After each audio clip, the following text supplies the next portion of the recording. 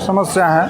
अब सरकार कब तक जगती है समय बताएगा, लेकिन हम लोग जगाने आ गए हैं। मेरा सहायक पुलिस नियमावली 2017 में उल्लेखित है। सहायक पुलिस कर्मियों ड्यूटी के दौरान यदि किसी घटना या किसी भी स्तर से दुर्घटना का शिकार होता है तो उनको होमगार्ड के भांति मुआवजा राशि दिया जाएगा। प्रावधान राशि के बावजूद भी 12 जिला के पुलिस अधीक्षक हमारा दर्द और मर्म को समझने नहीं आए, न समझ रहे हैं। ये तीसरी बार आंदोलन करने आना पड़ रहा है। तीसरी बार ऐसा है कि हम लोगों को छला गया है सरकार के द्वारा, क्योंकि वेतन इतना बड़ा मुद्दा है कि हम लोग का शुरुआती दौर से 10,000 वेतन पर हम लोग कार्य कर रहे थे। वेतन वृद्धि हमारी मांग के लिए सर्वोपरि है। नहीं, हम लोग को किसी प्रकार की कोई छुट्टी नहीं मिलती है। सिर्फ 10,000 मासिक वेतन के तौर पर 24 घंटे हम लोग को कार्य लिया जाता है। नमस्कार, खबर स्तंभ में आपका स्वागत है। अभी हम मोराबादी ग्राउंड में हैं। मोराबादी ऐतिहासिक ग्राउंड जहां कई धरना कार्यक्रम होते हैं, लेकिन आज हम एक धरना में आए हैं जो सहायक पुलिस कर्मियों का है। सहायक पुलिस कर्मी पिछले 2 बार धरना दे चुके हैं अपनी मांगों को लेकर। आज से तीसरी बार है। हम आपको बता दें कि रघुवर दास के सरकार में, भाजपा की सरकार में इन सहायक पुलिस कर्मियों को बहाली किया गया था। लगभग 2500 पुलिस कर्मियों को सभी झारखंड के सभी जिलों से बहाली किया गया था। लेकिन जैसे ही सरकार बदली, इन लोगों की जो रघुवर सरकार में मांगे थी वो पूरा नहीं हुआ और लगातार धरने पर धरना दे रहे हैं। पहली बार जब धरना स्थल पर बैठे थे तब मिथिलेश ठाकुर गठबंधन की सरकार में मंत्री थे। वो आए, प्रतिनिधि के रूप में इन लोगों से बात किए और जो आश्वासन था, जो मांगे थी वो पूरा करने के पहल किया गया। लेकिन कई साल गुजरे, उनका जो आश्वासन था वो पूरा नहीं हुआ। 2020 में धरना, पहला धरना, दूसरी धरना की अगर बात करें 2021 में दिया गया। तब गठबंधन सरकार में के प्रतिनिधि के रूप में बंधु तिर्की गए। बंधु तिर्की ने उन लोगों की जो मांगे थे वो उनका भी आश्वासन सहायक पुलिस कर्मियों को मिला, लेकिन वो अब तक नहीं पूरा हो पाया। या तीसरी बार 2 जुलाई के आज से तीसरी बार सहायक पुलिसकर्मी, लगभग 2000 पुलिसकर्मी धरने पर बैठे हैं। हम आपको बता दें कि राजधानी रांची में बारिश हो रही है, भारी बारिश हो रही है और ये ऐसे में 2000 पुलिसकर्मी धरने पर बैठे हुए हैं। आइए हम बात करते हैं पुलिसकर्मियों के क्या कुछ उन लोगों के द्वारा कहा जा रहा है, क्या कुछ मांगे हैं। सहायक पुलिस नाम के संगठन माननीय तत्कालीन मुख्यमंत्री रघुवर दास के कार्यकाल में 2017 में गठन हुआ था और ऐसा आश्वस्त नियमावली था कि आप तत्काल अनुबंध कर्मी के रूप में काम करेंगे। समय के साथ कालांतर में आपको 3 साल के बाद धीरे धीरे जिला बल में समायोजित किया जाएगा, ऐसा उनका वक्तव्य था। तो समय बीतता गया, उस समय वर्दी का भी ललक था। एक गरीबी और भूखमरी, मजबूरी जो भी समझा जाए, हम लोगों ने सिस्टम में आना सुनिश्चित किया, सिस्टम विभाग में सहयोग और सेवा दिया। समय बीतता चला गया, लेकिन समय के साथ कुछ समझ भी होता है और कुछ जागरूकता, समझदारी भी होती है। तो बीतता चला गया, महंगाई बढ़ता चला गया। तो ऐसा उस समय 10,000 मानदेय तय किया गया था, एक निश्चित राशि, और उस राशि में ही भोजन है, भत्ता है, वर्दी है, ड्यूटी है, परिवार है, घर है, सभी तरह का आवश्यक मूलभूत सुविधा उपलब्ध कराने का प्रावधान था। तो उस समय ऐसा एक ललक था कि चलो समय के साथ शायद सरकार है तो शायद तत्काल कुछ उनका मंशा रहा होगा, लेकिन समय के साथ तो कुछ न कुछ तो सरकार करेगी और करना भी चाहिए। तो इस सिलसिले में सरकार के स्तर तक मौखिक हो, लिखित हो, मीडिया के माध्यम से हो, किसी भी स्तर तक हम लोगों ने आवाज़ को समय समय बोले कि श्रीमान जो प्रथम नियमावली बनाया गया था या लाया गया था वो तो तत्काल क्या परिस्थितियाँ, मजबूरियाँ रही होगी तो ये तो आप जानिएगा, लेकिन वर्तमान में महंगाई को देखते हुए, घर परिवार, विवाह शादी देखते हुए इसमें नियमावली में संशोधन किया जाए और एक ठोस सेवा शर्त बनाया जाए। और बार बार यह ड्यूटी किया जा रहा है तो हम लोगों को ड्यूटी के अनुसार समान काम के बदले समान वेतन दिया जाए। लेकिन समय बीतता गया, आशा भी हुआ। कोरोना जैसा महामारी में हम लोगों ने 100% ड्यूटी किया। जिस शरीर को, जिस मृत्यु, डेड बॉडी को उसका परिजन नहीं उठाते थे, छूते थे। हम लोगों ने उसे डिस्पोज करने का काम किया। सरकार का जो भी कर्तव्य था, वर्दी का जो कर्तव्य था, हम लोगों ने निर्वहन किया पूरी सत्यनिष्ठा के साथ। और यह लोभ कहिए, लालच कहिए, उम्मीद कहिए, संभावना कहिए कि शायद समय के साथ सब कुछ ठीक हो जाएगा, लेकिन दुर्भाग्य की बात यह रही कि सरकार निर्मम रास्ता अपनाता रहा, निरंकुश रास्ता अपनाता रहा और हम लोग एक तरह से अनाथालय में ला के छोड़ दिया और किसी तरह का मेरा दर्द, मेरा मर्म, कि मेरा दुख को समझने के लिए रेडी नहीं हुआ। तब एक लास्ट बचा कि सरकार अगर आवेदन, लिखित, मौखिक विषय को नहीं मान रही है, हम लोग आंदोलन का रास्ता अपनाएंगे। तो 2020 में हम लोगों ने यही मोरहाबादी मैदान में 2500 जवान ने अपने आंदोलन को पुरजोर तरीके से उठाया और सरकार के समक्ष रखा कि आप हमारे दर्द और पीड़ा को समझिए और सलूशन कीजिए। तो आंदोलन का भी सब स्तर से आवाज़ बुलंद किया गया और यही बुलंद के दौरान 2020 में माननीय पेयजल मंत्री मिथिलेश ठाकुर आए और हम लोगों के आश्वस्त किए कि आपका हर समस्या का सलूशन किया जाएगा और सब समस्या 100% एक बार में नहीं होगा, लेकिन आपका जेन्युइन मांग पूरा कर दिया जाएगा। बातों को हम लोगों ने उनका सम्मान किया कि अब सरकार यही है, मंत्री यही हैं, जनप्रतिनिधि यही हैं, तो लेना इन्हीं से है। तो धीरे धीरे यदि कह रहे हैं तो इनका बात को माना जाए। तो हम लोगों ने उस समय बात को माना, सम्मान किया, वापस चले गए, जिला में अपने कर्तव्य का निर्वहन किया। 2020 में 15 दिन का समय मांगे, 15 दिन का 500 दिन बीतते चले, समय बीतते जा रहा है, उम्मीद टूटता जा रहा है। तो अंत में फिर हम लोग मजबूर हैं कि सरकार गुमराह और झूठ और विश्वासघात किया। तो पुनः हम लोगों ने अपने आंदोलन को धारदार बनाने के लिए, विषय को धारदार बनाने के लिए 2021 में हम लोगों ने पुरजोर आंदोलन किया। तो उस दौरान लगभग 40 दिन से अधिक आंदोलन लगभग चले।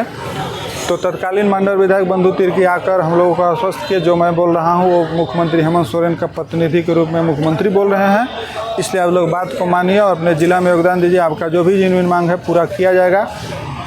तो उनका भी बात को समझते हुए, बातचीत करते हुए उसका सलूशन के तौर पर देखे कि शायद पहला बार कुछ जो भी रहा होगा परिस्थिति, लेकिन सेकेंड बार हम लोग के समाधान करेंगे।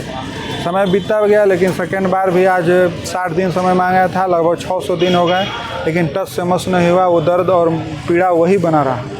तो 2 साल 2.5 साल लगभग बीत गए। बीच बीच में लिखित माध्यम, मौखिक माध्यम से, मीडिया के माध्यम से हर स्तर से सरकार के जो भी अधिकारी हैं, पदाधिकारी हैं, वरीय अधिकारी हैं, मंत्री हैं, जनप्रतिनिधि हैं, सीएम सर हैं, बात पहुँचाएँ कि सर से सहायक पुलिसकर्मियों के साथ वादा किया था, विश्वास दिलाया गया था कि आपका सलूशन किया जाएगा। लेकिन इतना बीत जाने के बाद भी सहायक पुलिसकर्मियों को बंधु तिर्की भी वादा झूठा साबित हुआ। माननीय मिथिलेश ठाकुर मंत्री जी का भी वादा झूठ साबित हुआ। इस पीड़ा से, इस दर्द से व्याप्त अवसाद को लेते हुए पुनः हम लोगों ने सोचा कि करो या मरो के नारा के साथ एक बार और आवाज़ बुलंद किया जाए। शायद 2 बार उनके कानों तक अच्छा से नहीं गया होगा, तो अब कि डू एंड डाई के साथ या तो रखना है तो शर्त सेवा सत्य नियमावली ढंग से बनाकर आप विभाग में रखिए, सहयोग कीजिए, हम भी निर्वहन करें। तो इसी मानसिकता के साथ मोरहाबादी की तरफ रुक किए हैं। लगभग कुछ जिला बाकी हैं, लेकिन आ गए हैं और पुरजोर, धारदार, अनिश्चितकालीन धरना प्रदर्शन चलेगी और जब तक समाधान नहीं तब तक प्रस्थान नहीं की मानसिकता के साथ सरकार यदि रखना है तो ढंग से रखे, अन्यथा यदि इच्छा मृत्यु दे दे, न रहेगा बाँस न बाजेगी बाँसुरी। नियमावली तो एक ऐतिहासिक दृष्टि से बोला जाए तो एक बहुत काला नियमावली, घटिया नियमावली कि नक्सल प्रभावित क्षेत्र के युवाओं को नक्सली में न भटके, उसको मुख्य रास्ता में जोड़ा जाए, इस आधार पर इनको लाया गया। ऐसा लगा कि जैसे एक कैदी पर भी लगभग महीना में 10,000 खर्चे हो जाते। तो न कैदी पर खर्चा करने से अच्छा है कि इससे सेवा भी ले लेंगे और इस मुख्यधारा में भी आ जाएगा। तो इस नियमावली में बना करके लाया गया और ऐसा जिक्र था कि समय के साथ कुछ हमारे पक्ष में भी था, कुछ सरकार भी अपने पक्ष में। वो नियमावली बना रहा है तो कुछ बना सकता है, वो तो पावर सत्ता के खेल है। तो हम लोग यही उम्मीद था कि शायद अभी जो भी तत्काल में नियमावली बनाया गया है, समय के साथ दर्द को ऐसा थोड़ी है कि आदमी मानवीयता तो कुछ होगा, लेकिन सपना समय सब अंधेरा होता चला गया और कुछ अब तक हुआ नहीं। जैसे एक सम्मानजनक मानदेय हो, वेतनमान हो, छुट्टी हो और जो आवश्यक मूलभूत भत्ता हो, भोजन के लिए हो, वर्दी के लिए हो, यदि हम मजदूरी कर रहे हैं, अगर उसमें जो मजदूरी में आवश्यक सामग्री हो या ईंटा ढोना हो या पत्थर ढोना, तो पत्थर रहेगा नहीं तो पत्थर कैसे ढोएगा। तो इसी सिलसिले में यदि हम सिपाही और वर्दिये नहीं दिया है सरकार, तो वर्दी भी उसी में वहन करना है। कि तमाम दर्द है, पीड़ा है, यही समझे सोचे कि हमारा जो आवश्यकता मूलभूत भत्ता है पुलिसकर्मी के वो दिया जाए, और एक प्रोटेक्शन हो कि ड्यूटी के दौरान किसी तरह का कुछ हो, उसका सॉल्यूशन हो। लेकिन अब तक कुछ हो नहीं पाया। इसी आशा उम्मीद के साथ संघर्ष के मैदान में आए हैं कि हम लोग के समस्या का समाधान हो, अन्यथा हम लोग पुरजोर और धारदार आंदोलन के राह पर चल पड़े। इस सुविधा दिया जाता है, अधिकार नहीं है, सहानुभूति है। अगर अनुभूति मतलब क्या? जैसे जहाँ हम ड्यूटी कर रहे हैं, वरीय अधिकारी के अगर थोड़ा फ्लेक्सिबल हो, सोचते हो, महिला के प्रति उदार भाव रखते हो तो मिल जाता है, अन्यथा आप उस एहसान के बदले में क्या चुकाना पड़ेगा कुछ भी कहना मुश्किल है। लेकिन सभी अधिकारी तो ऐसा सभी जिले में तो नहीं हो सकते। सभी नहीं हो सकते हैं, लेकिन सब सती सावित्री होंगे ये भी कहा नहीं जा सकता। इस बात पर इनकार नहीं किया जाए। तो एक आलू ही सब आलू को गंदा कर सकता है, सड़ा हुआ आलू। तो वही हाँ, कहीं से शुरुआत हुई, कलंक तो दाग उसको लगना पड़ेगा। ऐसा नहीं है कि दाग अगर घर का एक सदस्य पर लगा तो और सदस्य निष्पक्ष होंगे। दाग एक अधिकारी लगाए या 100 अधिकारी लगाए, दाग कलंक दाग होता है। अगर मेरा अधिकार रहेगा तो इससे हम बच जाएंगे। ठोस पुलिस बनाए हैं तो आपको एक संपन्न पुलिस बनाना होगा, क्योंकि इसको लड़ना है, इसको समाज को सेवा देना है। आजकल सांप्रदायिकता इतना बढ़ गया है कि बात बात पर सांप्रदायिक तनाव दंगा हो जा रहा है। वहाँ पत्थर पहले खाता है पुलिस, या किसी भी पक्ष से हो, पुलिस को पत्थर खाना। तो आप हमको एक असहाय पुलिस बनाकर भेज दे रहे हैं, तो हम उस समय किस मेंटलिटी से लड़ाई लड़ेंगे। मेरे पास ताकत रहेगा तब ना हम भी वहाँ आपका 100% देंगे। तो उस समय दुविधा में रहेंगे कि मरे कि मारें, हम खुद मर जाएं कि मार दें। समस्या है, अब सरकार कब तक जगती है समय बताएगा, लेकिन हम लोग जगाने आ गए हैं और जगा के ही रहें। एक चीज़ और है कि जैसे कि कई पुलिसकर्मी शहीद भी हुए हैं, क्या उन लोगों के लिए कुछ जैसे कि किसी के मृत्यु हो जाने के बाद उनके परिवार का मिलना या राशि मिलना, इस तरह का सुविधा या मिला है आपको किसी को? मेरा सहायक पुलिस नियमावली 2017 में उल्लेखित है कि सहायक पुलिसकर्मियों ड्यूटी के दौरान यदि किसी घटना या किसी भी स्तर से दुर्घटना का शिकार होता है तो उनको होम गार्ड के भांति मुआवजा राशि दिया जाएगा। 50,000 से अधिक का लगभग मेडिक्लेम दिया जाएगा। लेकिन यह दुर्भाग्य और बहुत घोर असंवेदनहीनता है कि जो प्रावधान राशि के बावजूद भी 12 जिला के पुलिस अधीक्षक हमारा दर्द और मर्म को समझने नहीं आए, न समझ रहे हैं। अब 12 जिला में लगभग 12 से 15 जवान अब तक मृत्यु या शहीद जो भी शब्द बोलिए हो गया है, लेकिन उल्लेखित नियमावली के बावजूद भी आज तक उनको न 1 रुपये के आर्थिक सहायता मिला, न विभागीय स्तर से किसी तरह का सहयोग मिला। यहाँ तक कि सभी पुलिस अधीक्षक को बीमा कराने का उसमें आदेशित किया गया है कि सभी सहायक पुलिसकर्मियों को पुलिस अधीक्षक बीमा कराएंगे, उस प्रीमियम का भुगतान सरकार करेगी। लेकिन 12 जिला में ऐसा लापरवाही, ऐसा निर्ममता, ऐसा घोर संवेदनहीनता का परिचय है कि अब तक इन लोग का बीमा नहीं करवाया गया है। इसलिए पहले तो कार्रवाई 17 से 2024 तक जितने भी पुलिस अधीक्षक हैं उनको भी होना चाहिए कि इनका प्रीमियम क्यों नहीं हुआ, लेकिन कोई सुनने वाला नहीं है। अंधेरी नगरी चौपट राजोला हिसाब किताब। इस बार क्या आंदोलन इसी तरह चलता रहेगा कि लास्ट रहेगी? अब डू एंड डाई है, या तो ढंग से रखना है रखो, न तो पूरा शिद्दत से लड़ेंगे, दमखम से लड़ेंगे और आखिरी सांस तक लड़ेंगे। फिर नेता आएंगे, फिर वही बातें होंगी, फिर डेट पर डेट, तारीख पर तारीख, तारीख पर तारीख। आपका 2 बार बात हम माने, बार आपको देना है तो हम यही बैठ रहे हैं। आप नीति नियमावली बनाइए, पुलिस विभाग से आप सलाह लेना है, जो भी लेना है लीजिए। होम में ओकरा सेवा शर्त बनाइए और कैबिनेट से पारित करके घोषणा कीजिए कि सहायक पुलिसकर्मियों को विभिन्न बिंदुओं पर काम हो चुका है, आप लोग सेवा धरना समाप्त कीजिए। तब यही विकल्प है, अन्यथा उनका बात इतना झूठ बोल दिया है कि उनका बात पर से विश्वास उठ गया। हम सभी भाई बंधु चतरा जिला से हैं। चतरा जिला सहायक पुलिस बल से हम सभी 250 जवान हैं और हम लोग को ये तीसरी बार आंदोलन करने आना पड़ रहा है, क्योंकि ये तीसरी बार ऐसा है कि हम लोगों को छला गया है सरकार के द्वारा। हम अपनी विभिन्न मांगों के लिए यहाँ पर 3 बार अपना धरना प्रदर्शन कर चुके हैं, लेकिन अभी तक किसी भी तरह का कोई भी कार्रवाई हम लोग के प्रति किया नहीं जा रहा है। यही कारण है कि हम लोग को इस बार भी धरना दिया जा रहा है। क्या क्या मांगे हैं आप लोगों की? मांग की तो सूची बहुत अधिक है, लेकिन फिर भी सबसे ज़्यादा जो हम लोग के लिए सबसे अत्यधिक ज़रूरी है, जो कि हम लोग अभी विगत 7 वर्षों से करते आ रहे हैं कार्य, वेतन। क्योंकि वेतन इतना बड़ा मुद्दा है कि हम लोग का शुरुआती दौर से 10,000 वेतन पर हम लोग कार्य कर रहे थे।